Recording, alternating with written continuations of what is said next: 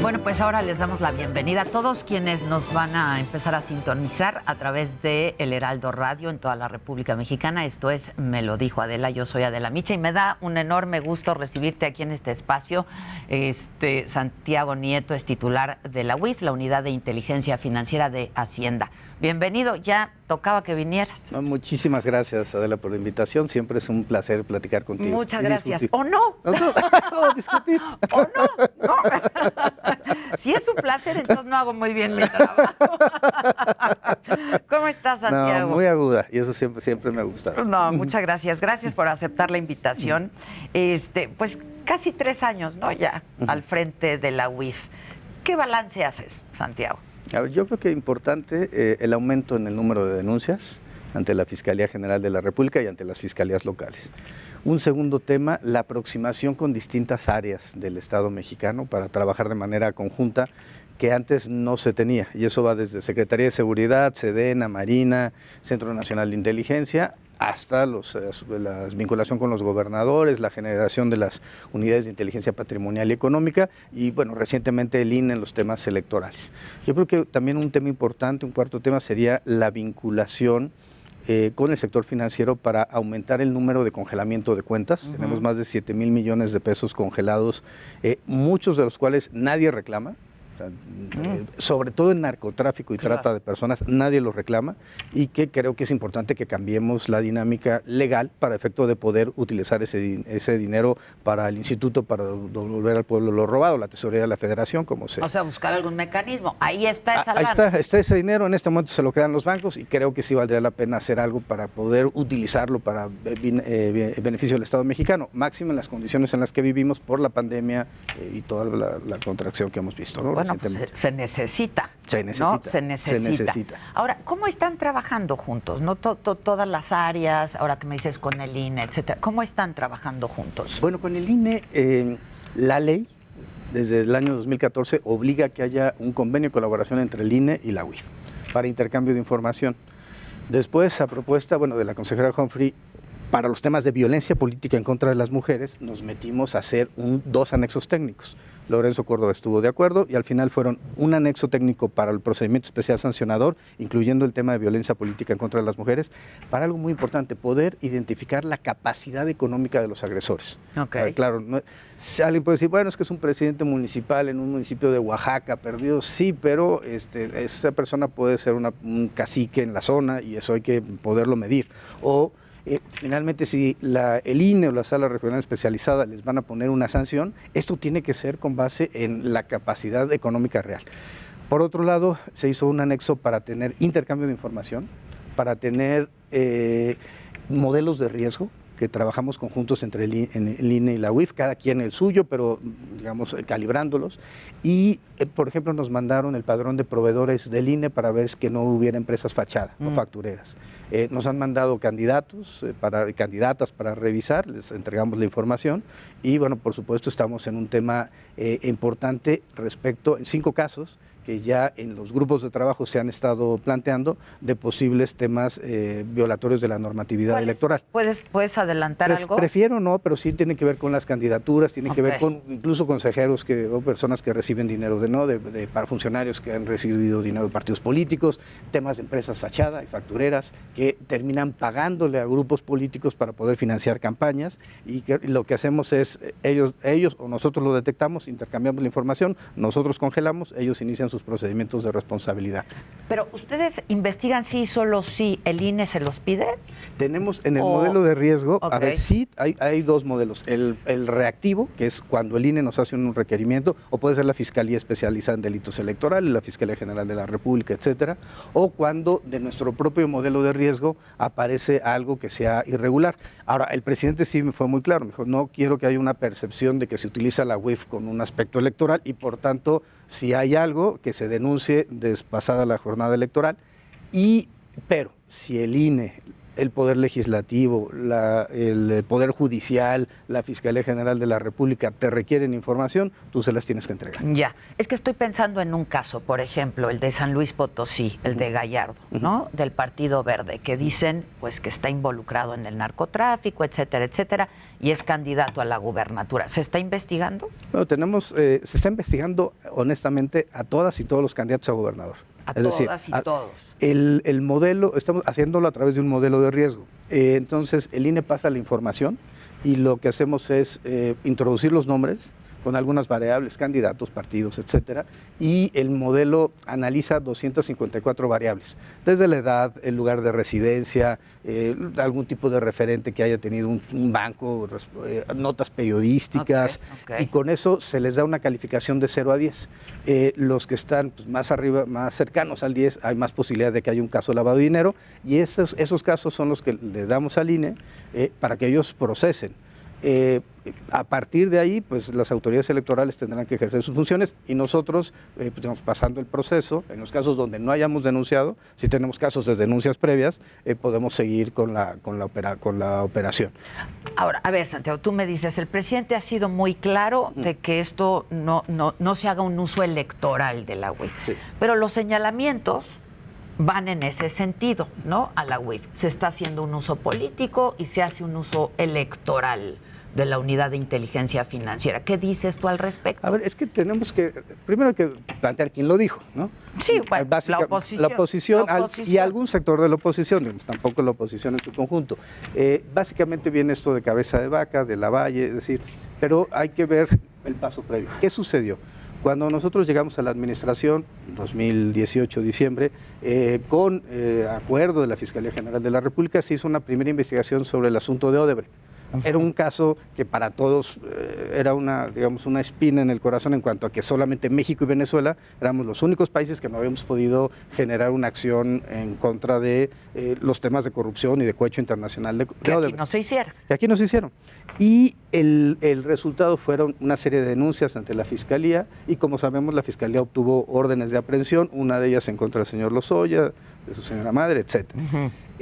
A partir de ahí, en una confesión de hechos propios, Emilio Lozoya plantea y acusa a 70 personas físicas y morales, pero ya para esto estamos hablando de que ya había pasado todo 2019, que había estado prófugo de la justicia una buena parte, que en 2020 se localizó, que había sido este proceso de testigo colaborador, de criterio de oportunidad. Y a partir de ahí nosotros hacemos la investigación. El caso de Cabeza de Vaca empieza en marzo del año 2020 con un requerimiento de la Fiscalía General de la República. No es algo que nosotros hayamos hecho de forma electoral. El proceso electoral empezó hasta septiembre. Las campañas electorales pues recientemente iniciaron. El asunto es que todo el procedimiento de procuración de justicia implica ciertos pasos, implica la obtención de información, tanto la que nosotros otorgamos como alguna que tiene que ser por control judicial, y eso hace que los procesos no sean tan rápidos. Llevan un tiempo. Llevan un tiempo, pero no hay una intencionalidad política. A ver, lo que sí queda, digamos, muy claro fue que desde nuestro punto de vista habían existido algunas irregularidades, por ejemplo en el caso de Cabeza de Vaca, por ejemplo en el caso de Lavalle, los casos se denunciaron.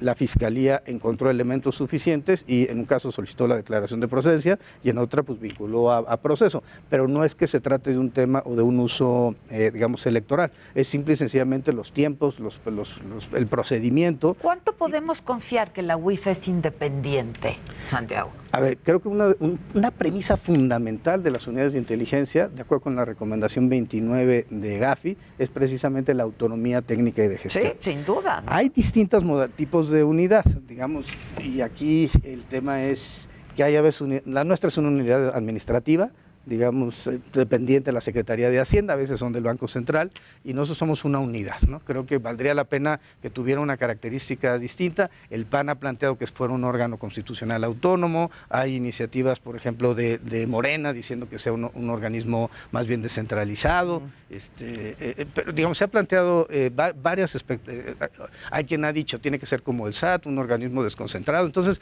ha habido varias propuestas respecto a cómo tendría que operar la unidad.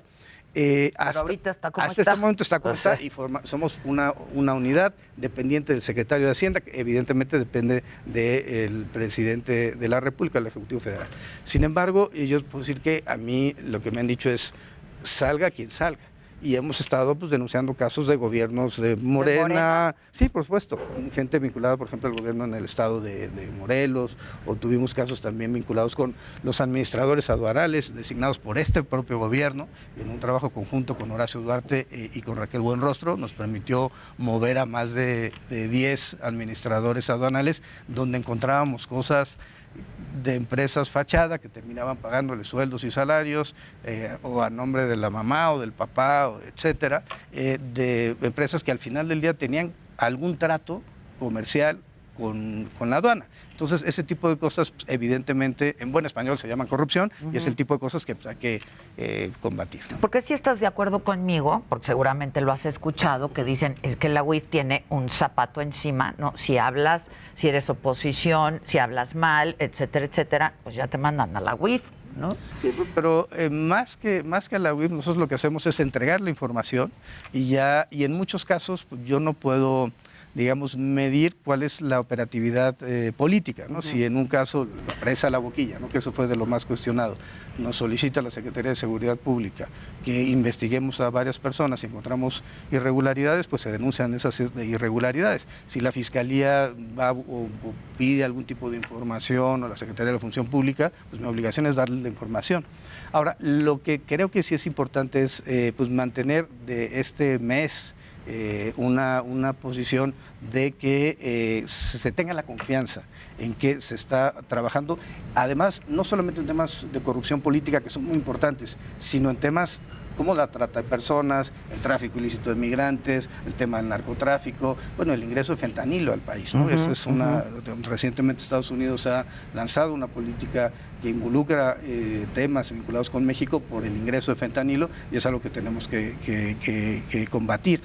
Cártel Jalisco Nueva Generación, Cártel de Sinaloa, pues tenemos 19 organizaciones criminales de alto impacto en el país. Creo que todo este tipo de casos, a pesar de que los temas político-electorales resulten muchas veces más atractivos, el tema del, digamos, el desmantelar las estructuras financieras del narco es fundamental.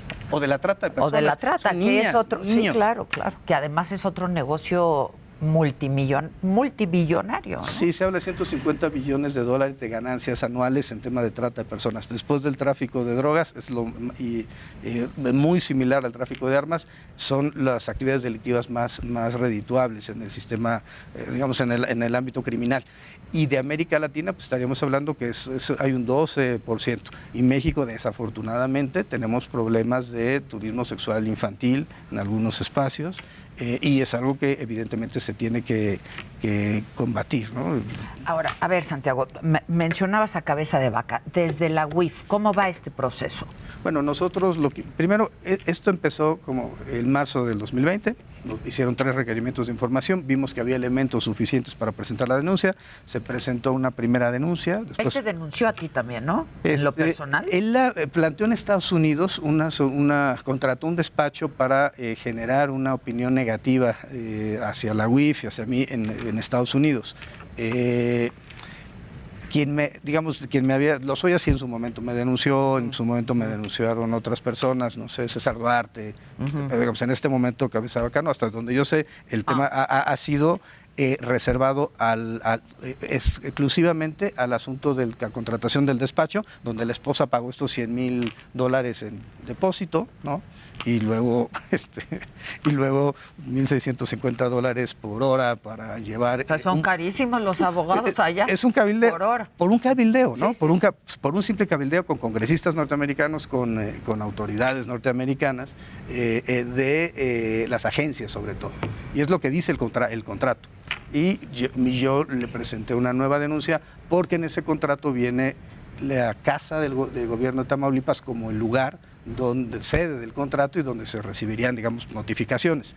Y eso es utilizar un bien público para fines privados. Si el tema es público, entonces lo que hay que ver de dónde sacó la señora los $100,000 que depositó para el inicio de esto, ¿no? Ahora, ¿qué ha pasado? Llegó a la fiscalía lo valoró, se presentó la denuncia, la solicitud de declaración de procedencia, la sección instructora lo avaló, llegó al pleno y en este momento estamos ahí. El Congreso del Estado de Tamaulipas presentó una controversia ante la Corte y mi interpretación de la Constitución de Tamaulipas es que lo que procedería es que el Congreso designara un gobernador sustituto.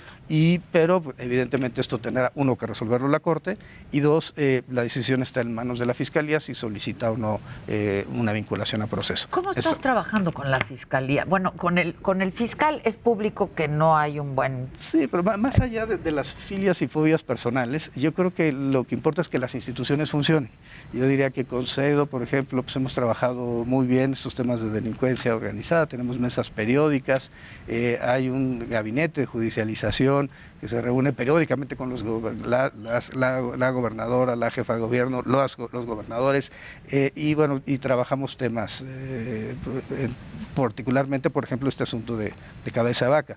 Con CEIDEF, aunque hay tensiones, pues se trabajó, se apoyó en el asunto de la Valle. Con la Fiscalía Anticorrupción hemos trabajado muchos casos, incluyendo magistrados federales, que es algo que al presidente de la Corte, Saldívar, le importa mucho, que no haya corrupción judicial, y este era un caso de un magistrado que tenía 50 millones de pesos en sus cuentas que no podía comprobar.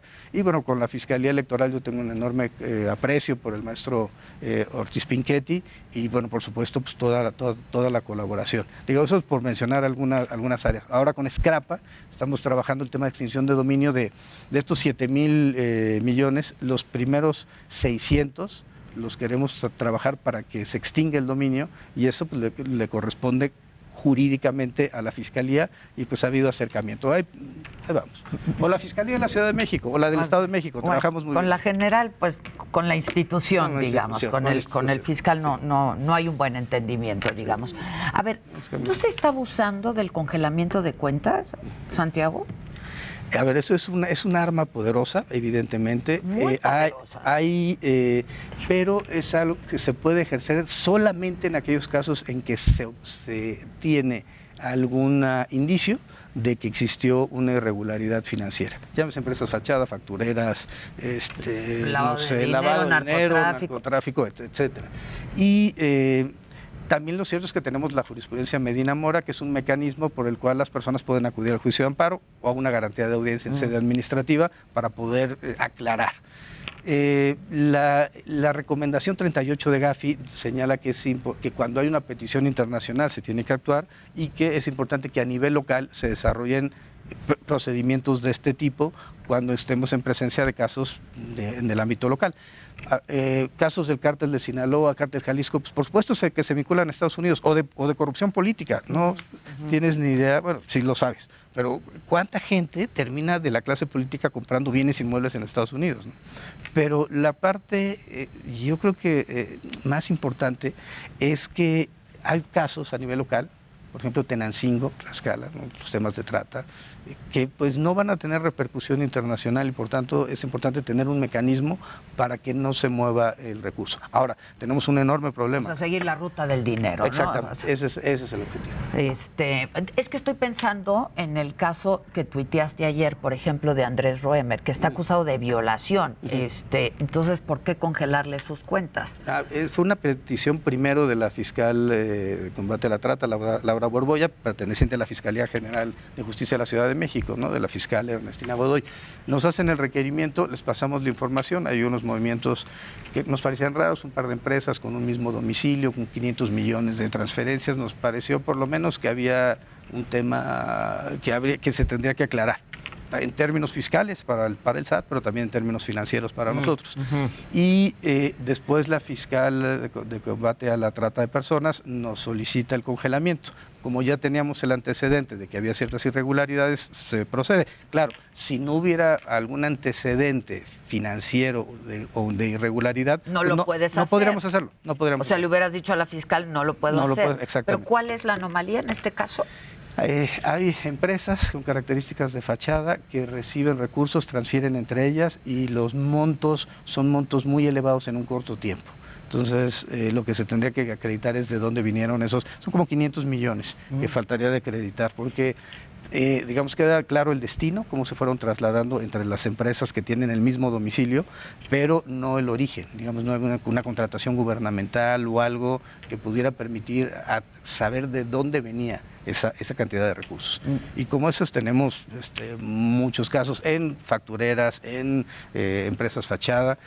Pensemos en Operación Zafiro o pensemos en la estafa maestra. Sin empresas fachada eso no hubiera podido haber ocurrido. Y la verdad es que se convirtió en un deporte nacional, ¿no? Ahora, se pueden amparar, me decías, Sí, por por ejemplo, y entonces tienes que descongelar las cuentas. Sí, si les otorgan la suspensión, el juez tiene que validar, o mejor dicho, valorar entre qué es más importante, digamos, la presunción y el combate, la persecución de un delito o la apariencia de buen derecho del ciudadano o la ciudadana a la que se le han bloqueado las cuentas. Ajá. Y entonces, si otorga la suspensión, nosotros tenemos que liberar la cuenta. Generalmente, si les otorgan la suspensión, nosotros la recurrimos y vamos al tribunal colegiado y ya vemos si el tribunal colegiado qué es lo que resuelve en última instancia.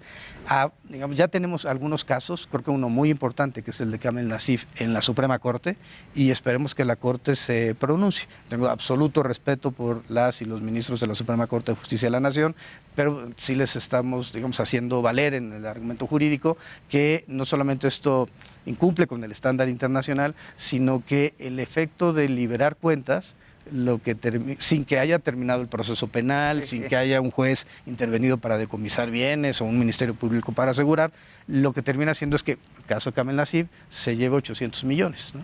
Que se le habían congelado, se le descongelaron vía alguna suspensión y se terminó llevando los 800 millones. Y yo creo que esto puede servir, como habíamos platicado en el INE, que fue la idea de Carla Humphrey, el tema de la capacidad económica para sancionar, y lo mismo en la otra, aquí sería para recuperar. Imagínate que pudiéramos con ese dinero pagarle, tener una recompensa, no es la expresión correcta, pero algún tipo de reparación del daño hacia las víctimas. Sí, creo que eso podría valer la pena. Duda. Oye, ahora que decías del deporte nacional de algunos políticos, de tener casas aquí, casas allá, etcétera, ¿por qué a Bartlett nunca lo han investigado, por ejemplo? Bueno, Bartlett es un tema que estuvo en la Secretaría de la Función Pública. La Secretaría de la Función Pública determinó que no había irregularidad. Nosotros investigamos con el IMSS el tema de las contrataciones en Hidalgo, que más bien estaban relacionadas con el hijo de Bartlett. Eso sí fue, digamos, se presentaba la información a las autoridades que nos la pidieron. Caso de Pío López Obrador, se mandó la información al INE, como nos la pidió, y se le mandó la información a la Fiscalía Especializada en Delitos Electorales. Una prima del presidente, igual, cuando viene un requerimiento de la Fiscalía General de la República, Felipa, le mandamos la información. Es decir, ahí nosotros tenemos estas dos vías: o es una investigación originaria de nosotros, o es una petición de alguien, sea a nivel internacional, la DEA, el FBI, etcétera, o sea a nivel local. Y en estos casos las autoridades competentes, Pío López Obrador, etcétera, nos habían pedido la información y esa información se entregó. Y ya le tocará a esas autoridades, al INE, a la FEPADE, hoy FEDE, pronunciarse. Sí. Hay algunas pues trascendidos de que se está investigando a la familia Beltrones, a Latinus, por ejemplo, este medio. ¿Qué nos puedes decir al respecto? A ver, de la familia Beltrones, en nuestro caso, ¿no? Entiendo que eso se hizo, digamos, público por parte de otra área del Estado, pero no es nuestro caso. Creo que hubo en los medios de comunicación salió algo de la Fiscalía General, pero nosotros no hemos tenido, digamos, mayor interacción, nos han solicitado. Okay. En el caso particular de Latinus, hay que distinguir. O sea, una cosa es Latinus, que tiene que ver con el ejercicio de la libertad de expresión, que tiene que ver con periodistas acreditados del Estado mexicano, de la nación mexicana, Estado, que presentan, o de la sociedad mexicana, que presentan sus argumentos y argumentos críticos al gobierno, pero eso está absolutamente amparado de la libertad de expresión. El asunto tuvo que ver con una denuncia si los recursos, digamos, de una empresa previa habían tenido que ver con contratación gubernamental en Michoacán.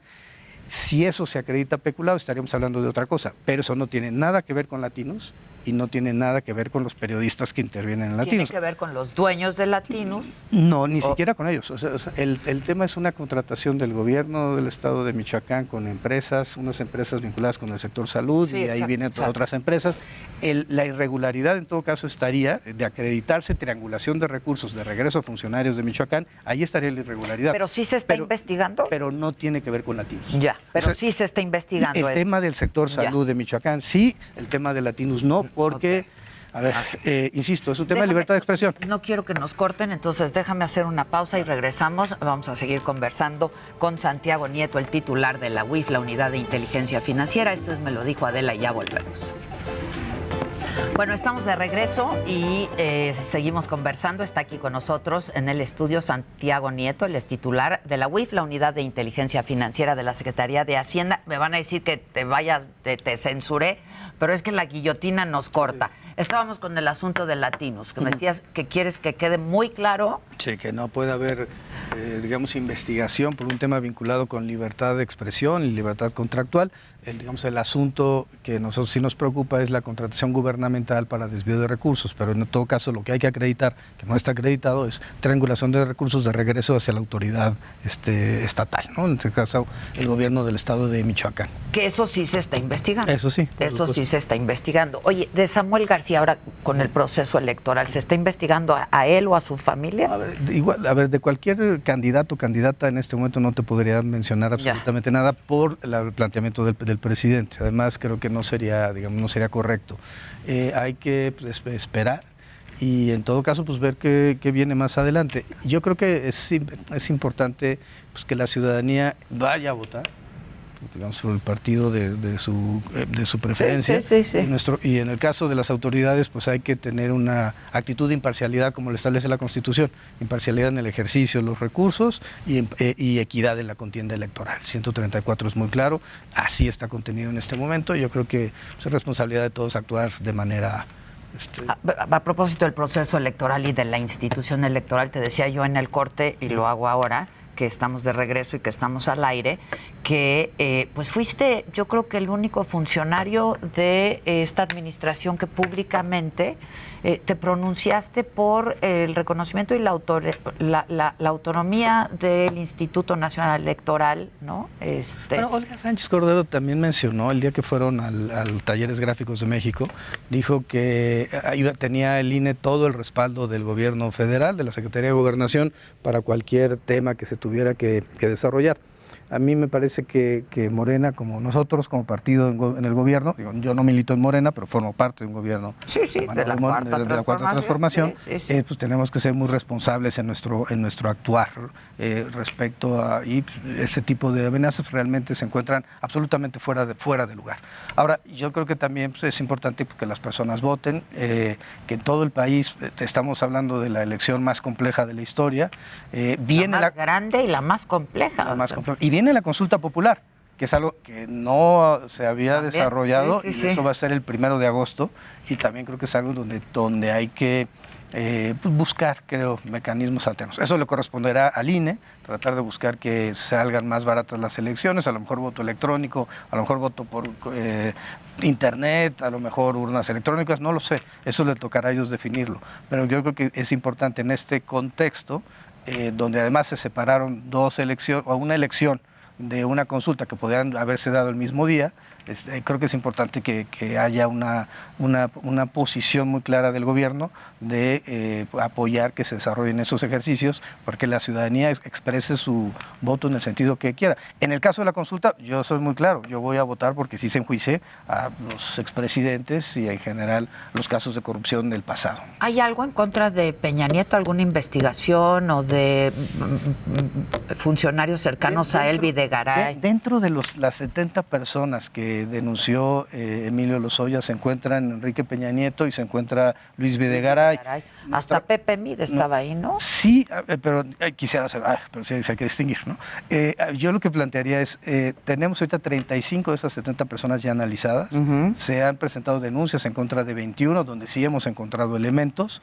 En el caso de José Antonio Meade no encontramos ningún elemento que acreditara los dichos, además las fechas no coincidían con lo que decía el señor Lozoya, igual que en el caso de Miguel Barbosa, que hablaba de un influyentismo para designar un hermano, pero en esa época el hermano pues ya estaba designado y ya llevaba años trabajando en Petróleos Mexicanos, entonces en realidad no. Yo creo que hay una buena parte de falsedad, pero en el escrito de Lozoya, pero hay otras cosas que son ciertas, y a partir de ahí se han generado casos y en nuestro caso hemos generado 21 denuncias ya ante la Fiscalía General en distintas áreas para poder hacer frente a esto. Pero sí se está investigando al presidente Peña. Sí, por supuesto. Ahora el presidente López Obrador ha sido muy claro, hay que esperar los resultados de la consulta, pero yo estoy seguro que el resultado de la ciudadanía mexicana va a ser por enjuiciar a los expresidentes que tengan algún tema vinculado con Bueno, corrupción. la bandera de este gobierno es no a la corrupción. ¿Se está investigando a alguien del gobierno federal, por ejemplo? Sí, por supuesto, y cuando vienen requerimientos por parte de la Fiscalía Anticorrupción, particularmente de la Secretaría de Función Pública, se les otorgan toda la información que nos han requerido. En el caso de las autoridades electorales, ahí han sido más bien temas de candidatos y dirigentes y dirigencias partidistas, pero bueno, nosotros estaremos atentos a cualquier situación que se planteara, porque finalmente ese es el objetivo. La información de la unidad tiene que servir para llevar casos ante los tribunales. Creo que hemos platicado tú y yo muchas veces que el problema es que no solamente hay que combatir la corrupción, a lo mejor con un congelamiento de cuentas lo combates, pues, genera una renuncia, presión mediática, se puede combatir la corrupción, sanciones administrativas, pero si realmente queremos combatir la impunidad, hay que llevar a los responsables ante los tribunales. Y esa creo que es la parte central de esta discusión, ¿no? Sí, claro. Y el gran pendiente también, ¿no? El gran pendiente también, sin duda. Oye, el reporte de Gafi. Nosotros formamos parte de Gafi desde el 2000. De hecho, la UIF se crea por el cumplimiento de las recomendaciones de Gafi y en diciembre del año pasado ya presentamos nuestro informe de seguimiento. ¿Qué significa esto? Hay 40 recomendaciones de Gafi y nosotros tenemos que ir acreditando el cumplimiento de esas 40 recomendaciones. Particularmente tenemos 16 con una calificación, 15 parcialmente cumplidas y una no cumplida. Solicitamos recalificación en este momento de 7 de esas 16 recomendaciones y el proyecto, el informe de Gafi en este momento, que va a ser discutido en julio próximo por la Asamblea, señala que nos califican positivamente para pasar de parcialmente cumplidas a cumplidas o mayoritariamente cumplidas en temas desde el beneficiario final, que es algo fundamental, es decir, quién es el beneficiario real de los casos de corrupción, o sea, quién es el dueño del rancho donde se instalan los campos de energía eólica, quién es el dueño del... realmente creemos que es cierto que un funcionario de Sedesol, su chofer, fuera dueño de un rancho en Chiapas, o, digamos, o como un chofer compra una camioneta de lujo, es decir, lo que necesitamos es identificar a los beneficiarios finales. Y esto es un trabajo que involucra a muchas áreas del Estado para poder tener economía, función pública, INAI, etcétera, Auditoría Superior, para tener información y poder identificar a estas personas. Debida diligencia del cliente, hemos avanzado en temas de personas políticamente expuestas, de tener mejores mecanismos de control, pero bueno, todavía nos falta mucho en materia de actividades vulnerables, que en México a nivel internacional se denomina a PNFDs, aquí sujetos obligados por actividades vulnerables, que van desde las criptomonedas hasta los desarrolladores inmobiliarios. Y eso es, el tema de las criptomonedas es un gran tema. Ya está aumentando incluso el tema vinculado con el pago de remesas. Ya no necesariamente vienen por los mecanismos tradicionales. Pueden ser por criptomonedas. Están entrando por criptomonedas. Una gente llega con una memoria USB y luego puede materializar el dinero en cualquier parte del mundo. México no la ha reconocido, ni el Banco de México, ni la CNBB. Pero de que ya se están comercializando, ya se están comercializando. Está interesantísimo eso, es un gran tema. Es un gran tema. Oye, en el combate al narcotráfico, el combate financiero al narcotráfico, pues está el cártel Jalisco Nueva Generación, etcétera, etcétera. Tú has recibido amenazas, ¿no? Bueno, un mensaje interceptado por el CNI, que se planteó incluso en el Gabinete de Seguridad, unos días antes del atentado contra Omar García Harfuch, mi amigo, y luego un correo llegó a la Suprema Corte con amenazas contra el ministro presidente y contra mí. En realidad, pues, el presidente lo que dijo es que tenía que reforzarse la seguridad de varias de las personas que estábamos en esos supuestos. Con esa responsabilidad, y lo hicieron. Sí, exactamente. Y bueno, hemos seguido operando para congelarle cuentas, ¿no? El caso del Cártel Jalisco en un operativo fueron 1,000 millones.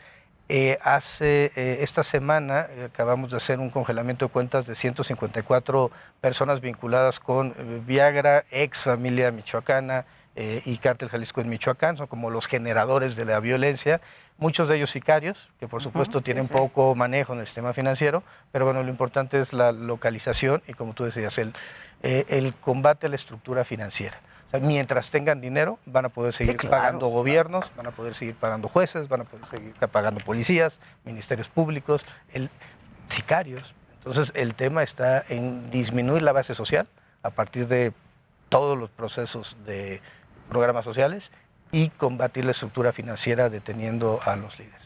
Finalmente, ¿te quedaste con ganas de hacer campaña en tu estado?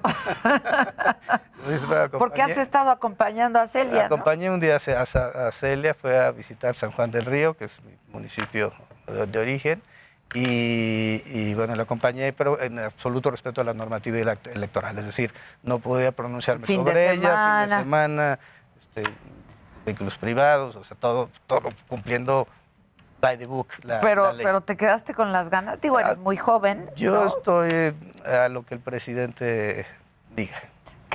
¿Cuánto ves al presidente? ¿Cuánto hablas con el presidente? Tengo acuerdos con él, me toca una vez a la semana estar en el gabinete de seguridad con otras personas, evidentemente, y bueno, tengo intercambio cuando hay un tema de duda, pues mandar mensajes o que me reciba para ver un tema particular que sea trascendencia desde mi perspectiva, evidentemente menor de lo que puede ser un problema de Estado. Pero creo que el presidente me ha mandado estos mensajes, me ha comentado, me ha instruido y me ha dicho que por lo menos en este momento de campaña electoral necesitamos ser absolutamente, no generar una percepción negativa, sino todo lo contrario, generar una percepción de que vamos a estar atentos, vamos a apoyar a las autoridades, sea Poder Legislativo, insisto, Fiscalía General, FEPAD, etcétera, y con ello, pues después ver los temas en caso que se tuviera que presentar alguna denuncia. Pero yo creo que lo importante es pensar en sistema, o sea, pensar en cómo intercambiamos información, hacemos modelos de riesgo, algoritmos matemáticos para que no se piense que es una persecución política en contra de nadie y bueno, finalmente generar los casos. Porque sí se piensa, ¿no? A ver, creo, pero insisto que también tiene que ver con la percepción de quiénes lo dijeron, ¿no? O sea, creo que el caso de Cabeza Vaca, el caso de la Valle, pero hay que seguir caminando y sobre todo pues ejerciendo las facultades en contra de cualquier persona vinculada a actividades ilícitas con independencia del partido de origen. Santiago Nieto, muchas gracias. A ti. Te agradezco mucho. Gracias. Espero que no siempre haya sido un placer hablar conmigo. Pero a mí contigo sí. Muchas gracias. Muchas gracias. Te agradezco mucho. Muchas gracias. Nosotros seguimos. Esta es la imagen del